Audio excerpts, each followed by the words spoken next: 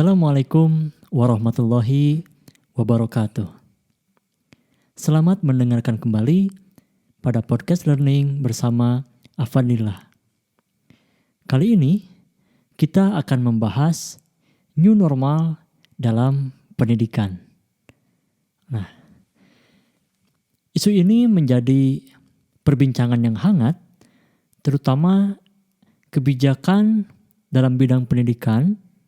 Selama pandemi ini belum ada kepastian. Nah, maka dari itu saya mencoba membahas dari sudut pandang pembelajaran tentang new normal dalam pendidikan. Nah, mengapa judul ini new normal dalam pendidikan tetapi melihat dari sudut pandang pembelajaran? Karena pendidikan ini pada hakikatnya terus-menerus akan dilakukan, baik di sekolah formal, di keluarga, maupun di tempat yang lainnya. Jadi menjadi kewajiban bersama. Nah, yang akan berubah atau yang akan menjadi new normal yang akan datang, yaitu dalam pembelajarannya. Nah, maka saya membahas ini dari sudut pandang pembelajaran. Sebelum lebih luas membahas new normal dalam pendidikan, mari kita pahami dulu apa itu pendidikan dan apa itu pembelajaran. Nah, yang pertama, pengertian pendidikan. Pendidikan adalah usaha sadar dan terencana untuk mewujudkan suasana belajar dan proses pembelajaran agar peserta didik secara aktif mengembangkan potensi dirinya untuk memiliki kekuatan spiritual keagamaan, pengendalian diri, kepribadian, kecerdasan, akhlak mulia, serta keterampilan yang diperlukan dirinya dalam masyarakat, bangsa, dan negara. Nah, itu arti dari pendidikan. Jadi masalah pendidikan ini sangat luas jika kita bahas. Namun ada 3 unsur pertama yang ada dalam pendidikan. Yang pertama adalah usaha sadar dan terencana. Nah, perlu diketahui bersama bahwa pendidikan ini merupakan usaha sadar untuk semua orang. Di mana kita sebagai manusia ya diwariskan ilmu ya. Kemudian kita sebagai manusia harus mencari ilmu sampai akhir hayatnya. Itulah pendidikan. Ya, akan berakhir ketika di liang lahat ya, di kuburan. Nah, maka yang pertama kita harus menjadi aware terhadap pendidikan ini. Jadi pendidikan bukan hanya perhatian pemerintah, perhatian lembaga pendidikan, tetapi semua elemen yang ada dalam pendidikan, baik itu masyarakat, siswa, guru, orang tua, stakeholder, dan lain sebagainya, ini harus sadar pentingnya pendidikan untuk kemajuan peradaban bangsa. Nah, kemudian terencana. Jadi pendidikan ini harus direncanakan semaksimal mungkin, sematang mungkin, ya, disusun berdasarkan tujuan masing-masing. Kita sebagai warga negara Indonesia memiliki tujuan, ya, tujuan pendidikan nasional. Nah, itu ya yang pertama, pendidikan adalah usaha sadar dan terencana.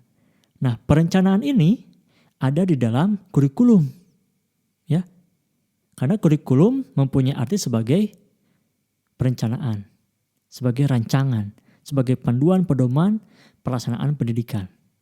Nah, unsur yang kedua dalam pengertian pendidikan, mewujudkan suasana belajar dan proses pembelajaran agar peserta didik secara aktif mengembangkan potensi dirinya. Nah, pada unsur kedua ini adalah pembelajaran. Bagaimana pembelajaran ini dapat berjalan dengan baik, ya, di mana tujuannya untuk mengembangkan kompetensi seseorang. Nah, itu pembelajaran. Nah, di sini ada proses. ada proses interaksi antara siswa dengan guru maupun dengan sumber belajar. Nah, ini yang akan saya bahas terkait unsur yang kedua ini. Di mana pada kesemuanya dalam proses pendidikan maupun dalam pembelajaran memiliki tujuan yang sama. Ya. Jadi mengembangkan potensi dirinya. Nah, ini masuk ke unsur ketiga. Untuk memiliki kekuatan spiritual keagamaan, pengendalian diri, kepribadian, kecerdasan, akhlak mulia, ya, serta keterampilan yang diperlukan dirinya, masyarakat, bangsa, dan negara. Semua pendidikan ya, yang ada di Indonesia ini tertuju ke sana. Sama, tidak ada bedanya. Ya. Oke, jadi kita akan membahas unsur yang kedua ini terkait dengan pembelajaran. Maka apa itu pembelajaran? Nah, pembelajaran adalah proses interaksi siswa dengan guru dan sumber belajar pada suatu lingkungan belajar. Nah, ciri dari pembelajaran adalah adanya interaksi antara guru dengan siswa. Nah, ini yang akan terus berubah di dalam proses pembelajaran. Ya. Jadi ada 3 unsur menurut pengertian ini. Yang pertama adalah interaksi antara guru dengan siswa. Yang kedua adalah interaksi dengan sumber belajar. Jadi pembelajaran itu beraneka sumber, bukan satu sumber. Nanti kita bahas. Dan yang ketiga adalah lingkungan belajar. Nah, ini akan menjadi new normal baru di dalam pendidikan. Yaitu pada konteks pembelajaran. Nah, bagaimana hubungan pendidikan dan pembelajaran ini? Jadi pendidikan dan pembelajaran merupakan 2 hal yang berbeda tapi saling berkaitan satu sama lainnya. Baik pendidikan dan pembelajaran. Jadi jangan dicampur adukan. Ya. Tadi kita sudah bahas pengertiannya apa. Kemudian bagaimana hubungannya? Pendidikan memberikan penekanan pada perubahan dan transformasi. Tapi perubahan akan terjadi jika didukung oleh pengetahuan dan pemahaman terhadap pengetahuan baru. Ya. Nah, kemudian adapun pemahaman akan pengetahuan baru hanya akan didapat melalui pembelajaran di sekolah, di kelas, atau di lingkungan belajar lainnya melalui interaksi siswa, guru dengan sumber belajar. Nah, itu ya. Jadi hubungan pendidikan dan pembelajaran. Jadi pendidikannya, jadi ini tidak akan terkena dampak dari new normal ini. Tetapi yang lebih banyak menurut saya adalah pada konteks pembelajarannya. Nah, bagaimana? Nah, kita bahas. Nah, itu perbedaan dari pendidikan dan pembelajaran, kemudian hubungan dari keduanya. Nah, sekarang apa yang dimaksud dengan new normal? Jadi kalau kita searching ya di Google, kemudian saya mendapatkan ini dari berita ya, bahwa definisi new normal menurut pemerintah Indonesia adalah tatanan baru untuk beradaptasi dengan COVID-19. Nah, sifatnya di sini hanya sementara. Jadi tatanan baru itu hanya sementara untuk menghadapi COVID-19 saja. Nah, tetapi pada definisi yang sesungguhnya, kenormalan baru berasal dari bahasa Inggris yaitu new normal, disebut juga kewajaran baru atau kelaziman yang baru, yaitu suatu hal yang sebelumnya dianggap tidak normal atau tidak lazim, kini menjadi umum dilakukan. Ya. Nah, ini artinya pada pengertian ini, new normal ini akan terus berlanjut, ya, tatanan kehidupan yang baru, walaupun COVID-19 ini berakhir. Jadi new normal pasca COVID seperti apa? Nah, itu yang dimaksud dengan new normal. Bukan new normal yang sementara. Oke, paham ya sampai di sini apa yang dimaksud dengan new normal. Jadi new normal ini akan terus berlanjut walaupun COVID-19 ini berakhir. Nah, kita analisis mana new normal yang hanya ya berjalan ketika di tengah COVID ini, dan mana new normal yang akan terus berlanjut walaupun pandemi COVID-19 ini berakhir. Nah, kemudian pertanyaannya, apa yang dimaksud dengan new normal dalam pendidikan? Nah, mari sekarang kita membahas pada topik inti pada podcast ini. New normal dalam pendidikan. Sebenarnya, new normal dalam pendidikan tidak akan banyak berubah karena hakikatnya pendidikan itu berlangsung sepanjang hayat. Tetapi yang banyak berubah menjadi kenormalan baru adalah dalam pembelajaran. Jadi, new normal dalam pendidikan yang akan terjadi merupakan kenormalan baru dalam pembelajaran, yaitu kewajaran baru atau tatanan baru dalam pembelajaran melalui proses interaksi antara siswa dengan guru dan sumber belajar pada suatu lingkungan belajar baik secara online, ya, secara daring maupun tatap muka di kelas. Nah, itu yang dimaksud dengan new normal di dalam pembelajaran. Nah, mari kita analisis isu-isu ya terkait new normal dalam bidang pendidikan dan pembelajaran yang terjadi di Indonesia ini. Yang pertama, ada isu sekolah harus mempersiapkan dan melaksanakan protokol COVID-19. Apa saja? Misalkan menggunakan masker, mencuci tangan, ya, jaga jarak, membawa bekal dari rumah. Artinya tidak boleh jajan. Nah, mari kita analisis dari kebijakan protokol COVID-19 ini. Menggunakan masker ini bersifat sementara. Ini bukan new normal pasca COVID-19. Kemudian mencuci tangan pada hakikatnya adalah kita harus hidup sehat. Jadi menjaga kebersihan, kesehatan, makanan dan lain sebagainya. Nah, jaga jarak ini juga menjadi hanya sementara sifatnya. Tapi setelah pandemi ini berakhir, tentu kita akan berkumpul kembali. Kemudian membawa bekal dari rumah, artinya kita harus memakan makanan yang sehat untuk meningkatkan sistem imun tubuh kita. Ya, tidak boleh jajan sembarangan. Tetapi ini juga hanya bersifat sementara. Yang terus berlanjut adalah pola hidup sehat, kemudian makan makanan yang bergizi. Kemudian ada isu jumlah siswa per kelas dibagi 50% yang masuk, ya, kemudian disusul yang sisanya.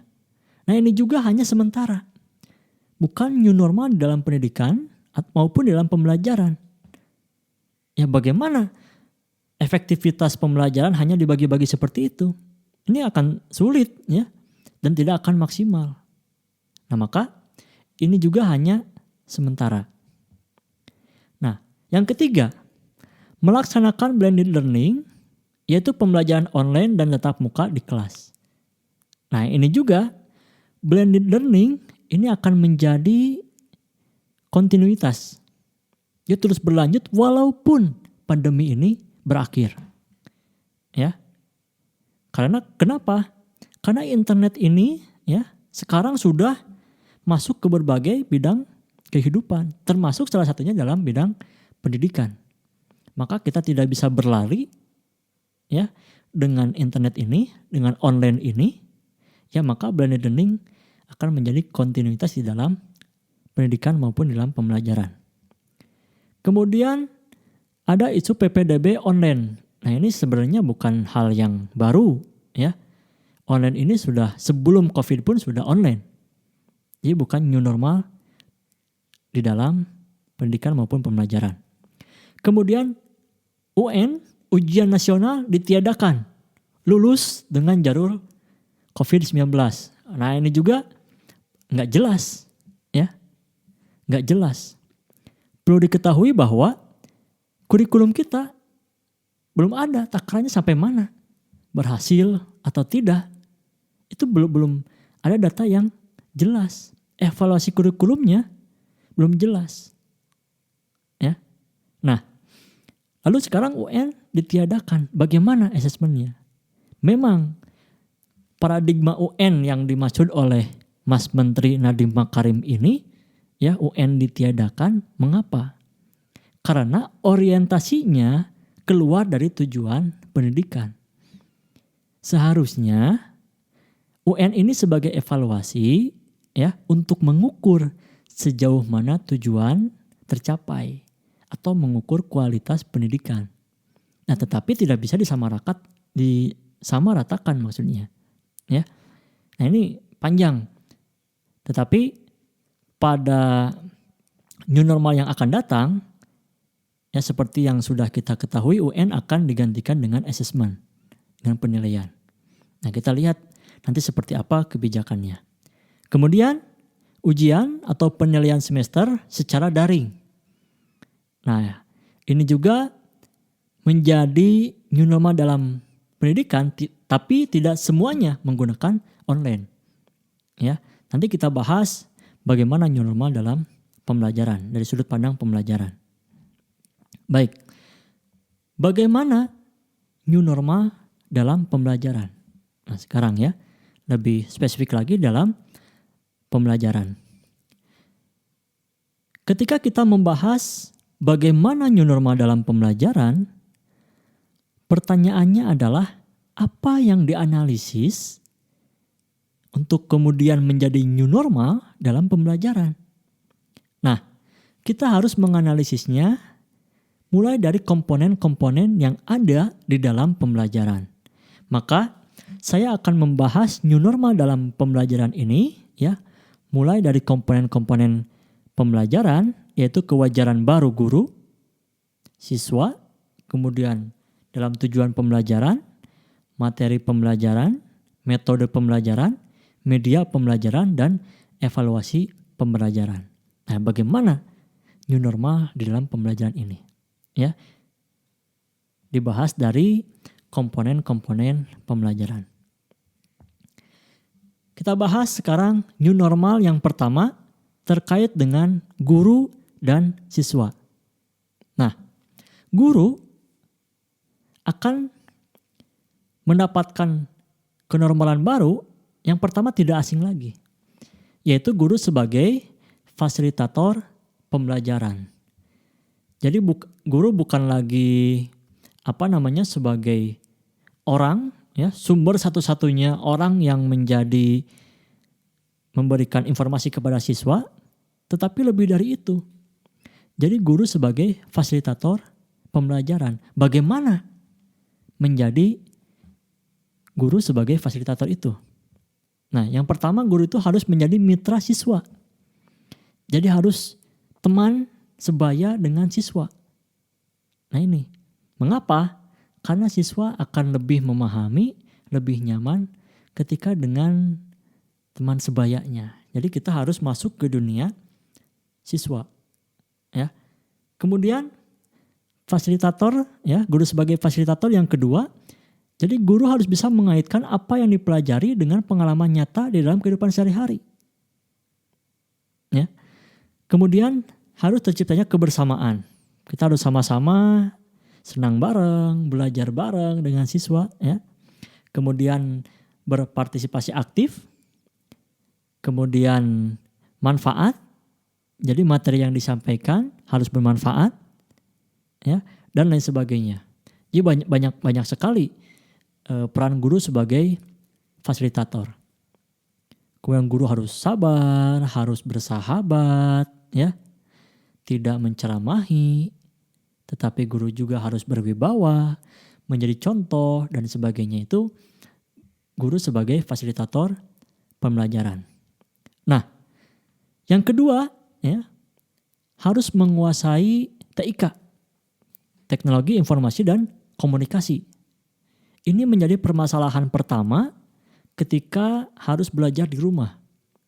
Kompetensi guru, ya, tidak menguasai TIK.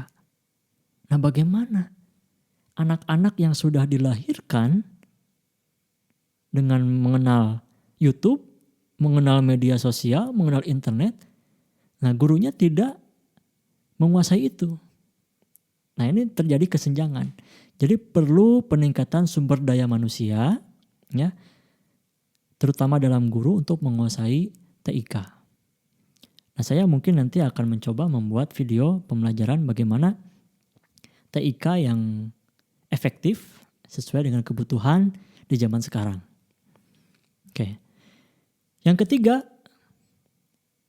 kenormalan baru bagi guru sebagai pengembang kurikulum. Nah, jadi Anda sebagai seorang guru ataupun siapapun termasuk saya sendiri ya, bukan pengguna kurikulum. Oke, catat sekali lagi, bukan guru, bukan pengguna kurikulum, tetapi guru sebagai pengembang kurikulum. Nah, terjadi pada hari ini hikmahnya sangat besar. Bagaimana guru-guru harus membreakdown, harus menyusun kembali kurikulum yang ada, yang sesuai, yang bisa dilaksanakan di rumah. Ya kan? Mencari materi-materi yang relevan, yang mudah bagi anak dan bermanfaat. Ya. Jadi guru harus sebagai pengembang kurikulum. Ya. Contoh nyatanya dalam apa? Mendesain pembelajaran sendiri. Jadi guru harus mampu membuat desain pembelajaran sendiri sesuai dengan kebutuhan dan sasaran peserta didiknya. Hati-hati, Anda sebagai guru tidak boleh misalkan mendownloadnya. Ya.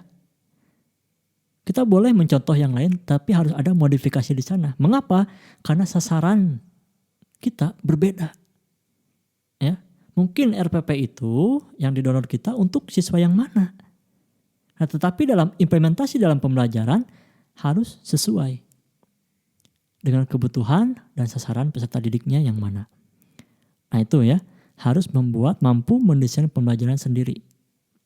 Yang kedua, menjadi kenormalan baru di dalam pengembangan kurikulum yaitu bagaimana sekolah, guru, ya, dan lain sebagainya mendesain pembelajaran online dan tatap muka di kelas.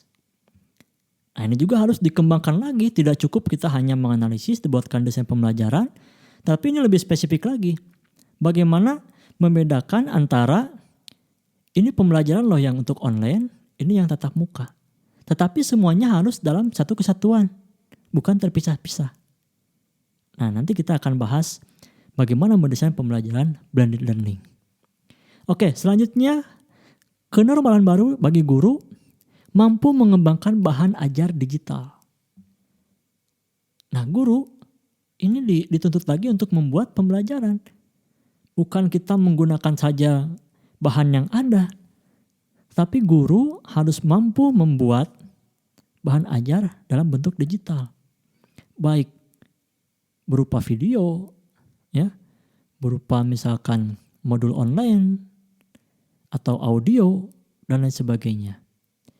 Nah, yang terakhir, mau tidak mau guru harus sebagai pembelajar sejati dan belajar terus-menerus. Jadi, guru jangan merasa terlalu percaya diri dengan kemampuannya, padahal pendidikan ini sangat dinamis. Perubahannya sangat cepat. Jadi, guru harus belajar terus-menerus. Itu adalah new normal bagi guru. Nah, kemudian bagaimana new normal bagi siswa? Yang pertama, ya, new normal bagi siswa, yaitu siswa harus mempunyai kemampuan belajar mandiri. Artinya, siswa harus mampu atau mengetahui cara belajarnya sendiri-sendiri. Harus menemukan gaya belajarnya seperti apa. Dan kemudian belajar ini timbul dari dalam dirinya sendiri. Bukan karena orang tua, bukan karena ancaman, ya, tetapi harus timbul dari motivasi dalam diri sendiri. Itu new normal yang baru. Ya. Nah, bagi siswa yang kedua harus mempunyai motivasi yang tinggi di dalam belajar. Jadi motivasi belajar harus tinggi. Karena ketika kita melaksanakan pembelajaran online, tidak mempunyai kemampuan belajar mandiri, tidak mempunyai motivasi, walaupun semua sistem sudah baik, tidak akan berjalan. Karena itu sebagai dasarnya. Nah, yang ketiga, ini tak kalah pentingnya, perlu kita bekerja sama untuk meningkatkan pembelajaran ini. Siswa harus memiliki kemampuan abad 21 di dalam pembelajaran. Apa saja? Kemampuan berpikir kritis, kemampuan kreativitas, kemudian kemampuan berkolaborasi, yang keempat, kemampuan komunikasi. Nah, ini adalah dasar untuk siswa dapat belajar pada kenormalan atau kewajaran yang baru di dalam pembelajaran. Nah, itu new normal 1 tentang guru dan siswa. Selanjutnya, new normal yang kedua berkaitan dengan tujuan pembelajaran. Tujuan pembelajaran ini tercantum pada kompetensi dasar dalam kurikulum 2013. Nah, jadi jangan dibuat pusing ya. Tujuan pembelajaran itu yang mana? Yang seperti apa? Jika kita menggunakan kurikulum 2013, tujuan pembelajaran itu sama dengan kompetensi dasar. Ya, jelas ya? Nah, itu adalah tujuan yang harus dicapai. Nah, tujuan ini bukan hanya dipahami oleh guru, tetapi siswa harus mengetahui tujuan pembelajarannya apa. Syukur-syukur orang tuanya mengetahui juga. Tapi kan jarang pada kenyataannya. Apa tujuan pembelajarannya yang akan dicapai? Nah, mengapa kita harus ingat kepada tujuan? Ya, karena ada sesuatu yang harus kita capai, yang harus kita tuju. Pembelajaran itu. Contohnya analoginya seperti inilah. Misalkan kita akan berangkat ke Jakarta. Tujuannya ke Jakarta.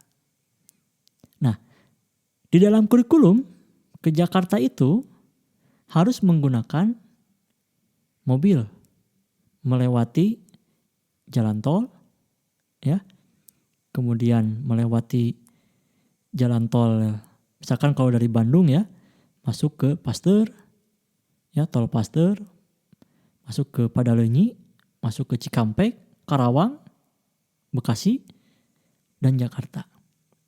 Nah, tujuannya ke Jakarta ini harus dipahami. Untuk apa? Untuk kita mencari jalan baru untuk lebih cepat mencapai ke Jakarta. Mungkin ada yang menggunakan kereta lebih cepat, tidak ada macet. Ada yang menggunakan motor karena tidak tersedia materi yang lain. Misalkan ya, ada yang menggunakan pesawat lebih cepat. Hanya hitungan waktu lebih cepat. Nah, kita akan menggunakan yang mana? Itu pentingnya kita mengetahui tujuan. Nah, tujuan ini merujuk pada taksonomi Bloom, yaitu kognitif, afektif, psikomotor. Nah, silakan ini dianalisis apa itu kognitif, afektif, psikomotor. Karena akan memudahkan kita di dalam mendesain pembelajaran yang blended learning. Ya, atau mengembangkan bahan ajar. Nah, kita harus mengetahui mana ini tujuan yang mengarah kepada kognitif, mana tujuan yang mengarah kepada afektif, mana tujuan yang lebih dominan mengarah kepada psikomotor. Nah, new normal pada tujuan pembelajaran difokuskan kepada siswa. Jadi siswa yang terlebih dahulu. Nah, tujuan pembelajaran seperti apa? Yang sesuai minat dan kebutuhan siswa. Artinya, tujuan pembelajaran tiap individu walaupun dalam kelompok yang sama berbeda-beda. Itu adalah new normal pada komponen tujuan pembelajaran. Selanjutnya, new normal yang ketiga pada komponen isi atau materi pembelajaran. Materi pembelajaran adalah apa yang akan dipelajari oleh siswa terkait dengan isi atau materi. Namun dalam prakteknya, siswa mencari sendiri materi pembelajaran yang akan dipelajarinya dari berbagai sumber belajar. Artinya, pembelajaran berbasis aneka sumber belajar. Jadi sumber belajar itu banyak sekali. Terbukti hari ini ketika belajar di rumah, kita mencari materi dari televisi, dari internet, dari YouTube, ya, dari media sosial lainnya, dari berbagai sumber belajar. Bertanya kepada orang tua, bertanya kepada saudara, bertanya kepada teman dan lain sebagainya.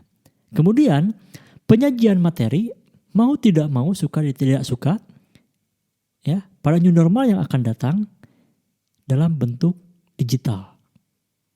Ya. Bisa dari bentuk video, audio, visual, dan lain sebagainya. Kemudian new normal yang keempat, pada komponen metode pembelajaran. Nah, new normalnya adalah kita akan menggunakan blended learning. Jadi sistem pembelajaran blended learning, yaitu pencampuran proses pembelajaran dengan adanya interaksi antara guru dengan siswa dan sumber belajar pada lingkungan belajar online dan tatap muka di kelas. Nah itu ya, blended learning. Jadi kita harus sekarang aware dan harus mempelajari apa itu blended learning. Nah, nanti kita akan bahas terkait blended learning pada podcast selanjutnya. Kemudian, model pembelajaran yang efektif pada hari ini adalah hanya 3. Yaitu model inquiry atau discovery, model pembelajaran problem based learning, pembelajaran berbasis masalah, dan project based learning, pembelajaran berbasis aneka sumber. Pembelajaran berbasis project. Ya. Yang disebut dengan project based learning. Nah, itulah metode yang relevan atau menjadi kenormalan baru dalam pembelajaran. Selanjutnya, new normal yang kelima yaitu media pembelajaran. Nah, ada 2 fungsi ya, dari fungsinya atau jenisnya yang akan digunakan pada new normal dalam pembelajaran. Yang pertama adalah media pembelajaran yang berfungsi untuk menyampaikan isi atau materi pembelajaran kepada siswa. Jadi sebagai perantara, media pembelajaran itu perantara untuk menyampaikan isi. Baik media visual, media audio, maupun media audio visual atau video. Nah, media yang kedua yang menjadi kewajaran baru adalah kita harus menggunakan media interaksi yang efektif antara guru dengan siswa. Kita bisa menggunakan chatting, video call, ya, email, SMS, telepon, dan lain sebagainya. Kita gunakan itu semua media interaksi agar apa? Agar proses interaksi ini meningkat. Karena pembelajaran ini cirinya adalah ada interaksi antara guru dengan siswa. Jadi itu yang perlu digarisbawahi. Jadi bukan hanya di kelas saja tatap muka, tapi di luar kelas pun kita harus berinteraksi terus kepada atau dengan siswa. Ya, itu new normal yang kelima. Nah, sekarang new normal yang keenam yaitu evaluasi pembelajaran. Nah, evaluasi pembelajaran ini sudah tidak asing, kita harus menggunakan penilaian autentik. Jadi menggunakan berbagai alat penilaian. Disesuaikan dengan tujuannya apa. Tujuan pembelajarannya apa. Karena evaluasi ini untuk mengukur ketercapaiannya tujuan pembelajaran. Bukan, ingat, bukan mengukur sejauh mana materi yang sudah diajarkan. Nah, ini saya sering keliru ya dari fungsi evaluasi itu sendiri. Jadi evaluasi ini untuk mengukur tujuan pembelajaran, bukan sejauh mana materi pembelajaran yang sudah diajarkan. Ya. Nah, kemudian menjadi kewajaran baru, kita harus menggunakan online assessment tools yang interaktif. Ya, kita bisa menggunakan quizzes, kita bisa menggunakan Google Form, kita bisa menggunakan Kahoot, dan lain sebagainya yang bisa kita gunakan. Nah, tetapi yang menjadi menarik di sini evaluasi harus interaktif dan menyenangkan. Interaktif apa? Jadi hasilnya bisa diketahui langsung oleh siswa.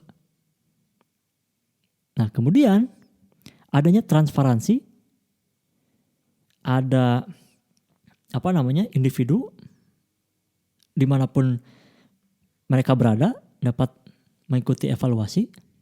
Nah, kemudian menyenangkan.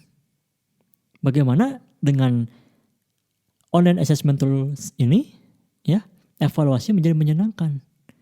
Karena seperti bermain game, gamification.